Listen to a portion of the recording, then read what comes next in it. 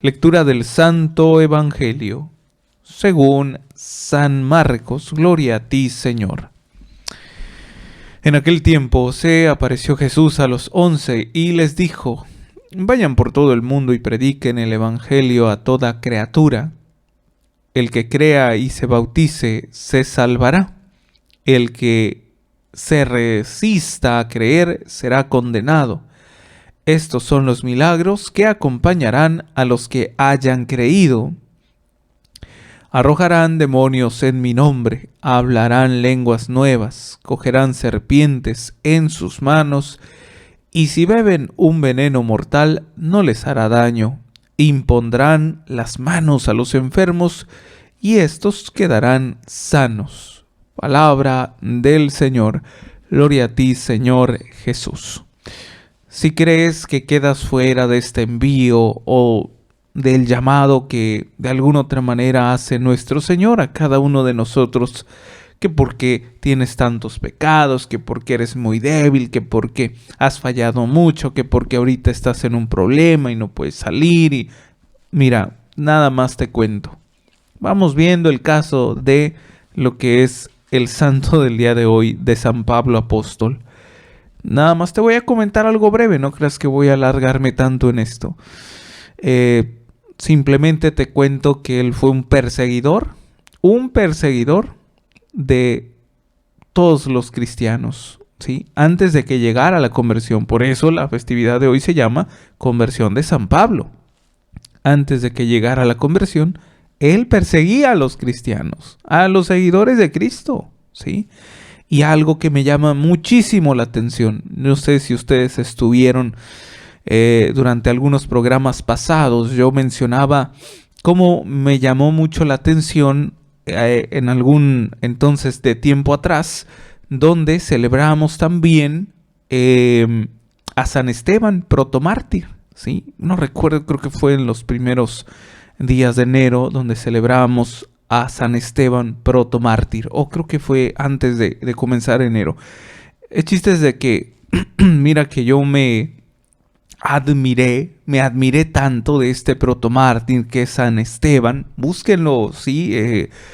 Allí, si tienes acceso a internet, y si no, busca algún libro, alguna biografía pequeña de San Esteban. Verifica bien cómo después también de este seguimiento que tiene para con Cristo, realiza paso a paso, ¿sí? Vamos a decirlo así en lenguaje muy representativo, de que él siguió las instrucciones del manual que dejó Cristo al pie de la letra. No sé ustedes qué tal sean para seguir un manual en sus instrucciones. No sé cómo ustedes de alguna otra manera se desenvuelvan en ese ambiente. A mí, cuando me llega un aparatejo nuevo y viene su manual, yo por lo regular cometo un grave error. O tiro el manual o lo hago a un lado y empiezo a armarlo por mi propia cuenta. Porque a lo mejor ya he armado otros, o porque yo creo que va a funcionar como lo tengo aquí en mi mente, o en fin, no sé, el mexicano es como más aventado, ¿no? Y hace a un lado el manual. Pues déjame decirte que esas instrucciones que deja en un manual, no es que haya dejado un manual, me estoy refiriendo pues a la vida pública de Cristo, en sus hechos, en sus palabras, llega a imitarla San Esteban, ¿sí? Y estoy seguro que muchos otros apóstoles también, ¿sí? Tal cual tenemos algunos testimonios, pero menciono tan solo San Esteban porque de él es de quien me admiré cuando leí una de sus pequeñas biografías, en donde exponían el autor que toda su vida fue precisamente en imitación a Cristo, hasta la muerte, hasta la misma muerte, ¿sí? Así como también vuelvo a repetir que hemos escuchado los testimonios de los primeros apóstoles, ¿no? Hasta dar la vida, ¿sí? ¿Por qué te menciona San Esteban? Porque resulta que cuando estaban dando muerte, cuando estaban martirizando a San Esteban, ¿quién crees que estaba ahí presente? Estaba San Pablo, ¿sí? Y no como amigo, sino como enemigo. San Pablo estaba allí presente, ¿sí? contento de que iban a martirizar a San Esteban porque él era, es decir, San Pablo, era perseguidor de los cristianos. Entonces, nada más te menciono este detalle. Si puso la mirada en este hombre, ¿sí?, que lleva una vida fuera de Dios, ¿crees que no la pondrá en nosotros? Claro que sí, hayas hecho lo que hayas hecho, mientras haya arrepentimiento sincero en tu corazón. Mientras haya arrepentimiento sincero en tu corazón, mira, la misericordia de Dios se hace presente. La misericordia no la tomes tan solo como el perdón amoroso y bonito y mágico. No. Es también justicia. Tendremos que pagar y podemos pagar también durante esta vida terrena reparando aquello que hicimos mal, aquello o más bien aquellos a quienes herimos o si nos herimos también a nosotros mismos. O sea, es tratar de reparar, de enmendar nuestro camino. De eso trata la conversión. Regresa, conviértete, ¿sí? Cambia, ¿sí? No solamente de manera física, sino también interna.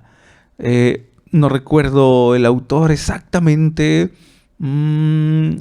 Rochetta o por ahí va, pero que se desplayan, ¿no?, en sus libros para hablar de los sacramentos. Y cuando hablan de el sacramento de la confesión, me llama la atención porque hablan sobre este juego de palabras, de conceptos, un retorno del corazón. Imagínate nada más, la conversión, un retorno del corazón, un cambio del corazón, un cambio moral, físico y espiritual, un cambio interno también. No solamente es el cambio físico de, ay, que me vean que voy a misa y que me vean que me confieso. No, también es interno, que de hecho pues es el principal motor, ¿no? Que de ahí surge el cambio en físico, pero el cambio interno, el moral, ¿no? El de la conciencia que no está ya al servicio del pecado, de esa esclavitud que luego muchas de las veces nos ciega y nos ensordece, sino que ahora está a la entera disposición de la voluntad de Dios. Ojalá de verdad, mis hermanos, que pongamos atención en todos los medios que Cristo utiliza, por donde Él se manifiesta, por donde Él se hace presente, la palabra, la Eucaristía ni se diga, es el principal sacramento, después el prójimo, las circunstancias y la creación. Muy bien, vamos al texto pues de este libro de Lectio Divina, para poder comprender un poquito más, o más que comprender, reflexionar sobre el Evangelio que se nos presenta pues el día de hoy. Este Evangelio es tomado de la cita de Marcos, Evangelio de Marcos, capítulo 16, versículos del 15 al 18. Y nos dice lo siguiente: la liturgia aplica también a Pablo el mandato misionero que Jesús resucitado dirigió a los 11.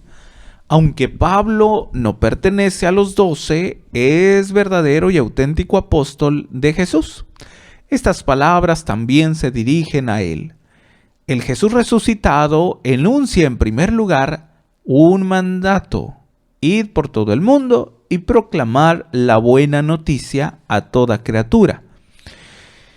La orden no deja sitio a ninguna tergiversación.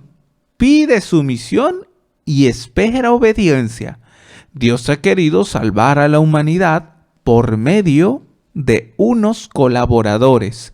Y Jesús tiene necesidad de misioneros testigos. ¿Okay? ¿De qué es lo que tiene necesidad nuestro Señor?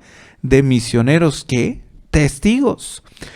Claro que podríamos hablar en el primer caso, en el primer ejemplo o el primer modelo, como quieras llamarle, pues a los apóstoles, ¿no? Esos primeros modelos, quienes fueron testigos de lo que sucedió.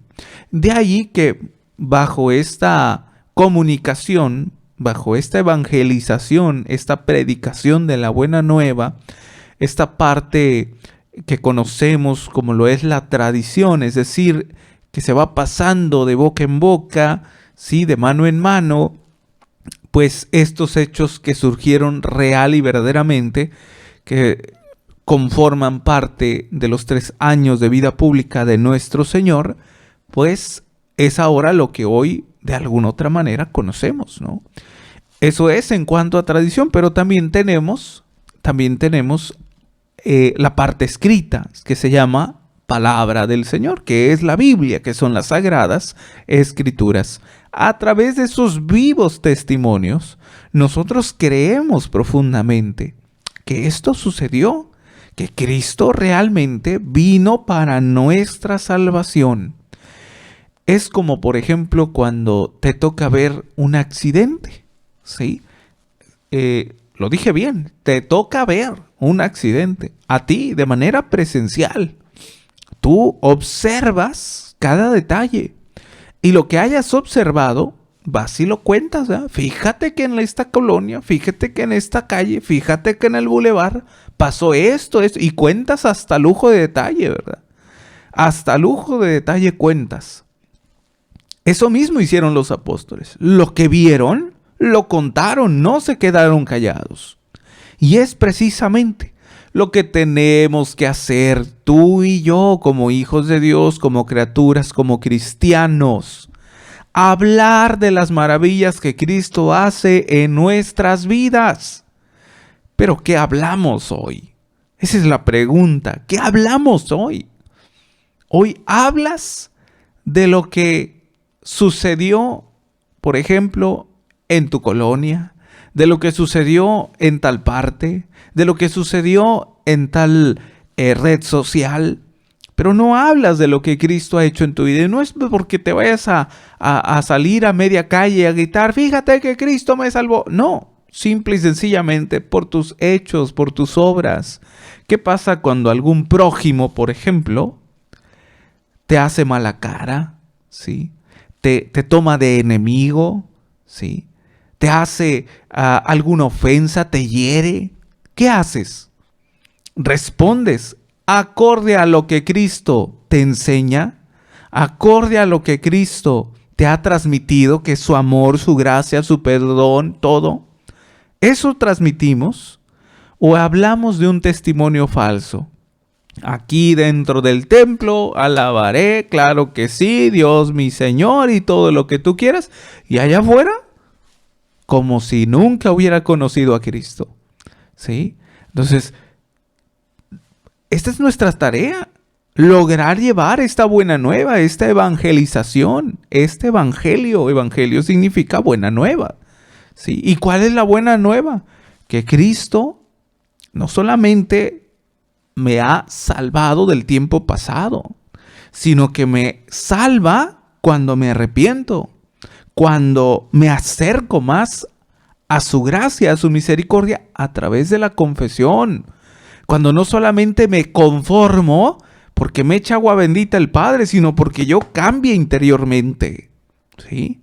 Porque cambie de verdad, porque luche, porque no me quede tirado. Es que fallo mucho, pero no luchas, te sigues quejando. Entonces, de eso se trata el cambio. El cambio no solamente es cuando ya no tienes nada de pecado y sigues y persigues toda tu vida cristiana en gracia. No, también es cuando te levantas, cuando te reconoces pecador. Y también inicias conversión, ¿sí? Porque antes no te levantabas tan fácil, ahora ya. Ahora me acerco, procuro que mi alma esté en estado de gracia. Y procuro estar bien con el otro, con el prójimo. Porque no sabemos ni el día ni la hora. No sabemos cuándo el Señor nos llame. Y debemos estar preparados. Por eso, vuelvo a poner el ejemplo, ¿no? De San Pablo. El caso que les dije, imagínense nada más. Perseguidor de cristianos. Y estar ahí disfrutando cómo martirizaban a San Esteban. Oye, y el Señor lo llamó, imagínate. ¿Crees que para Cristo hay imposibles? No, no hay imposibles. Pero necesitamos entrar, ¿verdad?, en esta relación con Cristo personalmente. No necesitamos ya que alguien más nos cuente, porque de esos ya hay muchos. Ya mi catequista me habló de Cristo, mi párroco me habló de Cristo, mi vecina me habló de Cristo. Mi mamá me habló de Cristo.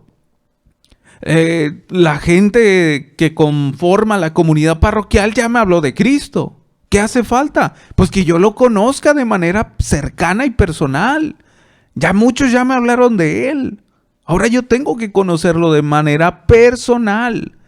¿Sí? Y no solamente dejarme guiar por lo que dicen los demás. Pues dicen que Cristo ama, pues dicen que Cristo es el amor. Ah, pues es el amor. No, compruébalo por tus propias manos. Compruébalo por tu propia conciencia. Compruébalo, acércate. Y otro de los elementos y aspectos que puedo resaltar aquí es la traducción de esta buena nueva que tú estás llevando. El aplicar el lenguaje apropiado, ya lo había mencionado, ¿no? Creo que fue la semana pasada. ¿De qué manera tú llevas el evangelio? ¿Sí? O sea, porque muchos de repente ya utilizamos palabras como en automático, como palabras muy técnicas, ¿no? ¿Cuántos de mis hermanitos utilizan una palabra que les encanta, les fascina? Espero que sepan qué significa. Cuando dicen bendiciones, ¿sí? Les fascina utilizar esa palabra. Ojalá sepan qué significa, ¿sí? Porque si no, pues son robots nada más, que les meten como un chip para que todo lo digan de manera memorizada, ¿sí? De manera grabada. ¿Sí o no? Parecen robots. Así como vamos a evangelizar, solamente repitiendo cosas.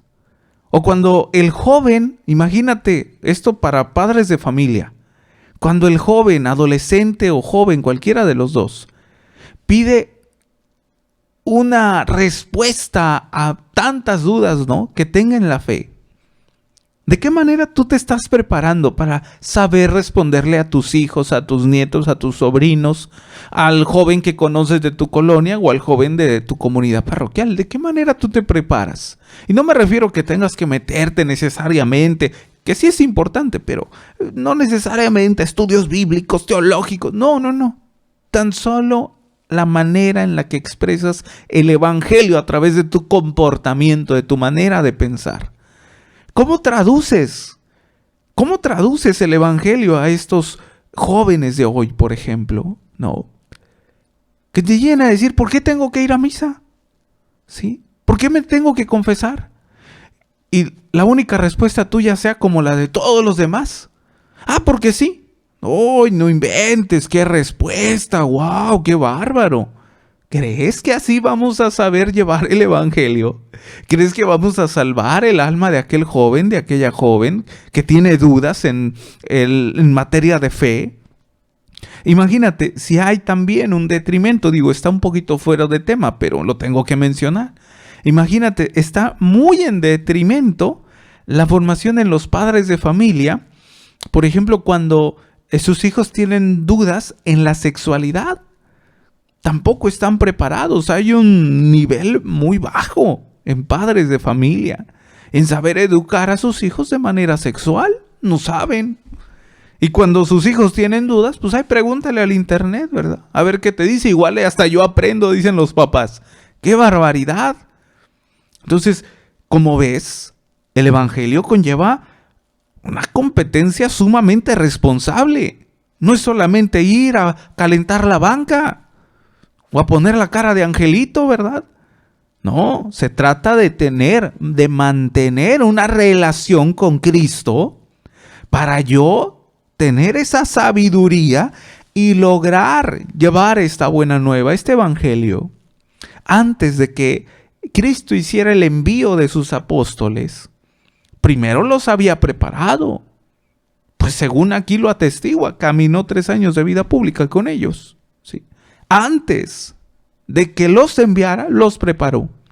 Hoy, ¿cuántos de verdad se quieren preparar? Y no me refiero necesariamente a que, vuelvo a repetir, se sometan a estudios y estudios. No, ya con tan solo el hecho de que lo escuches, de que lo sepas escuchar. ¿Cuántos de ustedes de verdad tienen esa intención de acercarse a Él, por ejemplo, en una adoración eucarística? ¿Sí? ¿Cuántos de ustedes tienen mínimo una hora santa a la semana? Sí, a la semana. Y en la hora santa no es de que te pongas ahí a hacer y qué hacer. No, a escucharlo. Que guardes silencio para escucharlo. ¿Cuántos? ¿Cuántos de los que van a misa prestan atención a todo? Absolutamente a todo. ¿Sí? Lo decía el día de ayer yo. De repente el sacerdote está preparando los dones ahí en el altar. Hablo de ese momento de la misa que conocemos más como ofertorio, ¿sí? Y no les miento, se escucha un murmulleo, ¿sí? Palabras, personas hablando. ¿Por qué estás hablando si en la misa no hay momentos de receso, no hay tiempos libres? Todo el tiempo es para prestar atención a lo que se está manifestando en ese momento, ¿no? Ese misterio de nuestro Señor Jesucristo real y verdaderamente presente en el altar. Entonces toda la misa es estar ahí atento. No tienes por qué estar platicando en ningún momento de la misa, en ninguno. Entonces es triste, ¿no? Querer exigir algo que yo no aporto. Exijo al Señor: cúrame, sáname, protégeme, ayúdame, sana, solucióname, pero no estoy atento. ¿Sí? Y luego, pues la única conclusión con la que normalmente exponemos es de que el Señor no nos entiende, el Señor no nos escucha. Es que no sé qué más quiere. O sea, de verdad, pensamos como que el Señor ya nos abandonó y no sé por qué no me ayuda o no me sana. Si no escuchas, mi hermano, ¿sí? No sabes ir al pie de la letra para cumplir estas instrucciones del manual que dejó, ¿sí? Como San Esteban, como San Pablo, que siguieron al pie de la letra este manual, estas instrucciones, pero ¿lo siguieron de manera fácil, de manera pronta, de manera repentina? No, tuvieron que pasar por la conversión, ¿sí? Igual para con nosotros. Cristo espera de nosotros nuestra conversión. Solo espero yo que no sea demasiado tarde, ¿verdad? Cuando queramos arrepentirnos, ¿sí? Ojo que no he dicho que se arrepientan, no, es que yo también me involucro. ¿Qué creen, que yo soy robot, que no peco o qué? No, también soy vulnerable al pecado, ¿sí? Y tengo que estar siempre allí cuidando de no caer, porque hasta en el mínimo momento puedo caer y puedo desviarme, ¿sí? Y en vez de retornar el camino a la verdad, a la justicia, a la paz, a Cristo mismo, que es el sumo bien, puedo retornar el camino a la maldad, ¿sí? Y pues es lo que Cristo no quiere. Espero que muchos de verdad nos podamos mantener en este camino. Vamos a continuar leyendo. Dice: el acontecimiento de la salvación, este es el segundo dato, es fruto de la predicación. ¿Es fruto de qué? De la predicación. Y se lleva a cabo mediante el acto de fe del que escucha. El que crea y se bautice se salvará. Sin la escucha de la fe no hay, dice, sin la escucha de la fe no hay ninguna posibilidad de salvarse. Dios, que nos ha creado, sin nuestro consentimiento, no quiere salvarnos sin nosotros. Las últimas palabras del resucitado contienen por último una promesa formulada en futuro.